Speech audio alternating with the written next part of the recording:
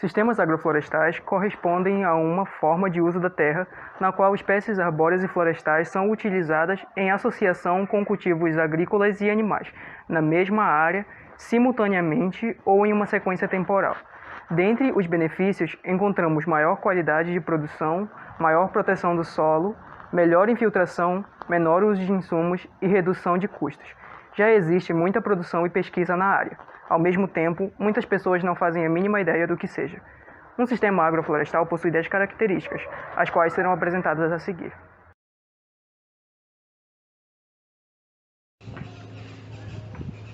Nas agroflorestas, trabalha-se com a implantação de uma biodiversidade cada vez maior, baseando-se na ideia de colaboração entre os seres envolvidos. A biodiversidade é a dinâmica em sistemas agroflorestais, que através da quantidade de ecossistemas, patrimônio genético, seres vivos e endemismo, ou seja, todas essas ocorrências biológicas que são exclusivas de determinadas regiões e que possuem uma diversificação nos sistemas. As práticas agroflorestais, elas são um conjunto de sistemas de produções que podem comportar uma grande biodiversidade.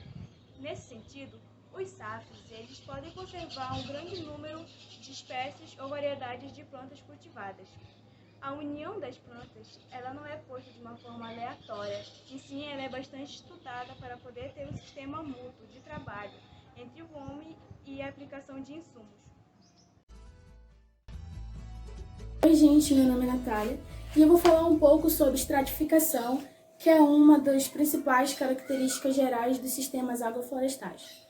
Bom, a estratificação ela é a separação em camadas ou estrato de qualquer formação artificial ou natural que se encontre em sua forma homogênea.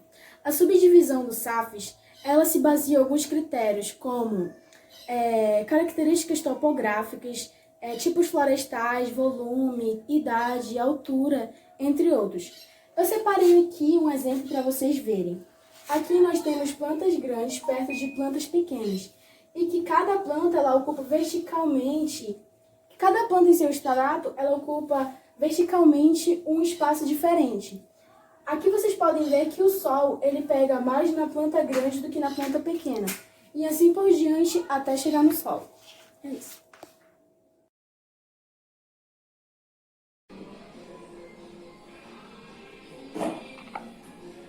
Bom, a nossa equipe vai falar sobre poda e manejo agroflorestal. A poda é extremamente importante para os sistemas agroflorestais. O benefício da poda é disponibilizar matéria orgânica no solo. Ao efetuar a poda e deixar o material no solo, esse material se decompõe, permitindo que o ciclo de nutrientes aconteça, liberando nutrientes na camada superior do solo.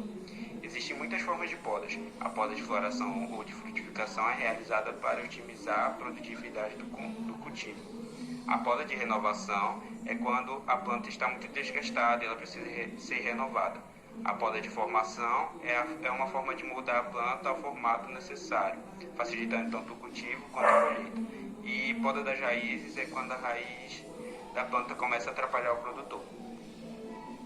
Na poda e no manejo agroflorestal encontramos algumas dificuldades, como por exemplo a dificuldade de encontrar cursos específicos para esta área. É essencial que a pessoa que vai realizar a poda saiba exatamente o que está fazendo, pois corre muitos riscos, pois quando se trata de árvores de grande porte requer muito cuidado.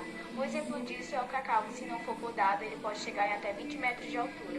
Nesse curso você aprende como poder podar corretamente e coisas como alpinismo, porque além de você estar subindo em uma árvore alta, você ainda estará fazendo isso com uma motosserra na cintura. Então, é um curso muito necessário para poder ser feito com segurança e corretamente.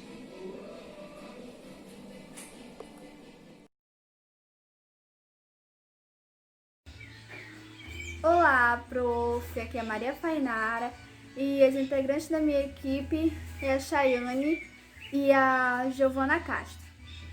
O nosso grupo ficou com o tema matéria orgânica. Bom, a matéria orgânica geralmente é produzida naturalmente ou o homem pode ajudar nesse processo. Ela é uma parte importantíssima e fundamental nos SAFs. Ela é como se fosse um cobertor para o solo.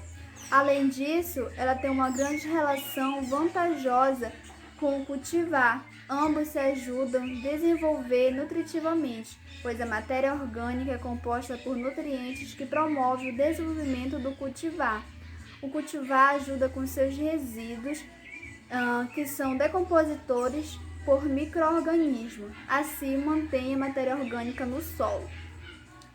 Tudo isso faz parte da ciclagem de nutrientes.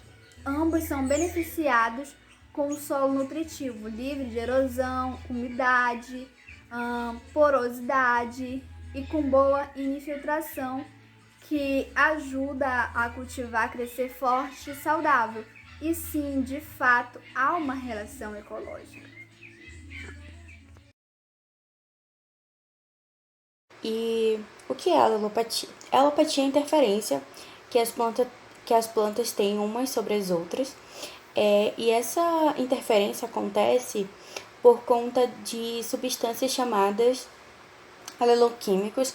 Os aleloquímicos são compostos químicos que a planta pode produzir por qualquer parte dela, sendo ela raiz, folha, até as sementes podem produzir esses compostos químicos.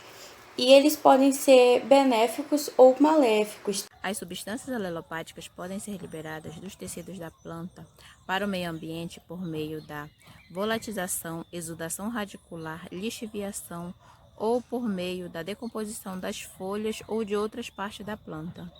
Elas podem causar danos como na dificuldade de absorção de nutrientes, respiração e crescimento da planta.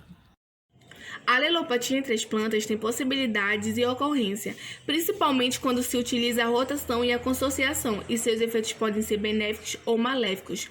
O conhecimento das interações entre as plantas cultivadas, daninhas e micro-organismos é muito importante na hora de estabelecer a rotação e a consociação de culturas. Alguns compostos são capazes de inibir a germinação e o desenvolvimento de outras espécies.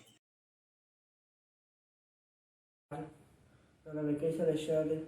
Junto com o Jonafá, iremos apresentar sobre autorregulação. Autorregulação possui um processo de implantação muito trabalhoso, onde ele necessita de vários insumos específicos na medida certa e uma boa organização para que seja possível a implantação desse sistema florestal.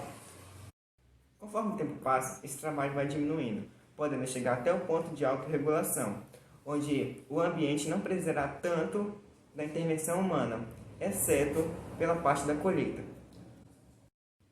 Nota-se que uma floresta nativa não precisa da intervenção humana tanto para crescer quanto para se desenvolver. Então, é difícil destruir uma floresta. Isso se dá porque a floresta faz sua autorregulação. Todas as suas plantas conseguem fazer seu ciclo de vida normalmente. Elas nascem, crescem, reproduzem e morrem. Portanto, como vimos, o sistema agroflorestal ou agrofloresta devem ser incentivados, pois as suas vantagens são maiores que as suas desvantagens.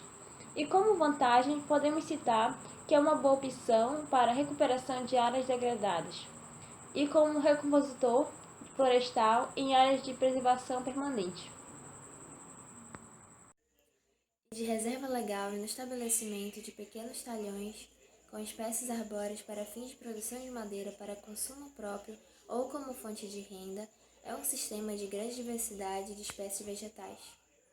Como todo sistema de produção agrícola, o SAFs possui vantagens e desvantagens para o produtor. A sua maior vantagem é a alta diversidade de espécies em um só plantio. Em contrapartida, o custo desse cuidado com a diversidade de espécies é muito maior. Mas levando em consideração os ganhos que você tem com os SAFs, não só ecologicamente, mas financeiramente, ter um SAFs é muito mais indicado do que ter a agricultura convencional.